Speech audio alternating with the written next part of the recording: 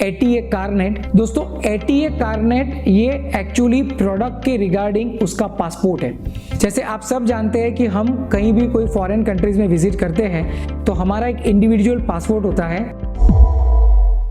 जिसके ऊपर हमारा नाम एंड डिटेल्स होता है।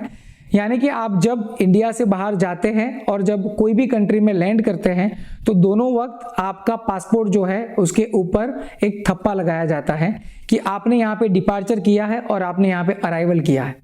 बट ऑब्वियसली उसी तरह से जब आप रिटर्न आते हैं तो अराइवल और डिपार्चर का आपको और एक थप्पा लगाया जाता है, जिससे कि ये एंश्योर किया जाता है कि आप टाइमली किसी कंट्री के अंदर पहुंचे और उसके बाद वहां से टाइमली वापस रिटर्न भी आ जाए। उसी सेम तरीके से आप सोचिए, अगर आप जर्मनी के अंदर कोई ट्रेड फेयर में आप मशीन मैन्युफैक्चरर है और वो मशीन को रिप्रेजेंट करने के लिए लेके जाना चाहते हैं, पर जब आप जर्मनी के अंदर कोई मशीन को इंडिया से लेके जाना चाहे तो बट ऑब्वियस है आपको कस्टम का बॉर्डर क्रॉस करना पड़ेगा। एज पर द रूल अगर आप कस्टम का बॉर्डर क्रॉस करते हैं इंडिया से तो इसे एक्सपोर्ट कहा जाएगा। अब आपने प्रोडक्ट का एक्सपोर्ट तो किया नहीं है और फिर भी इसको एक्सपोर्ट गिना जाएगा। अगर उसको एक्सपोर्ट गिना जाएगा तो आपको फॉरेन करेंसी को कमाना पड़ेगा और यहां आप इसको किसी ट्रेड फेयर के अंदर पार्टिसिपेशन में लेके जा रहे हैं तो ये पॉसिबल होगा नहीं। सामने वाले कंट्री में यानी कि जर्मनी में जब आपका प्रोडक्ट एंटर होगा तो उस वक्त आपको रूल्स के हिसाब से इंपोर्ट ड्यूटी पे करना पड़ेगा। अब आपने प्रोडक्ट एक्सपोर्ट तो किया नहीं है तो उस वक्त आप इंपोर्ट ड्यूटी भी पे नहीं करेंगे। इन दैट केस अगर आप ऐसे कोई पर्पस के लिए प्रोडक्ट को प्रेजेंटेशन के तौर पे लेके जाना चाहते हैं तो आपकी प्रोडक्ट का एक मर्चेंडाइज पासपोर्ट निकलता है जिसे हम बोलते हैं ATA कारनेट।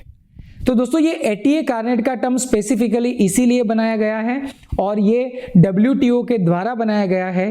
तो ऐसा नहीं है कि अगर कोई इंडियन प्रोडक्ट को हम लेके जाते हैं तो ही ये काम आता है।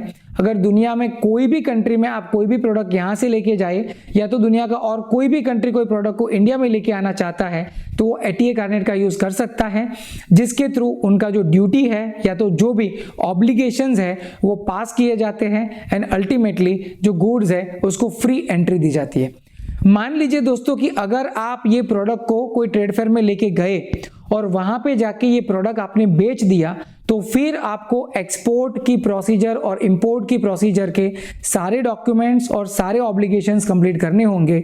जैसे इंडिया से आपने प्रोडक्ट को एक्सपोर्ट किया है तो इंडिया के अंदर उसका रेमिटेंस आना चाहिए और जर्मनी में प्रोडक्ट को आपने इंपोर्ट किया हुआ है और सेल कर दिया है तो बट ऑब्वियस है आपको जर्मनी में आपके इंपोर्टर को कस्टम ड्यूटी भी पे करना होगा। तो ये कोई बड़ा टास्क नहीं है। अगर मान लीजिए आप प्रोडक्ट सेल करना चाहते हैं और वहां पे आपको कोई बायर मिल जाता है तो आप इसको लीगल टर्म के अंदर कन्वर्ट करवा सकते हैं और अपना पूरा जो प्रोसीजर है उसको भी कंप्लीट कर सकते हैं। सो दोस्तों ये है ATA कारनेट। आप कोई भी प्रोडक्ट को वर्ल्ड वाइड जब कोई भी ट्रेड फेयर के अंदर पार्टिसिपेशन के लिए जाते हैं तो बट ऑब्वियस है इसके लिए आप ATA कारनेट जो टर्म है इसका यूज कर सकते हैं।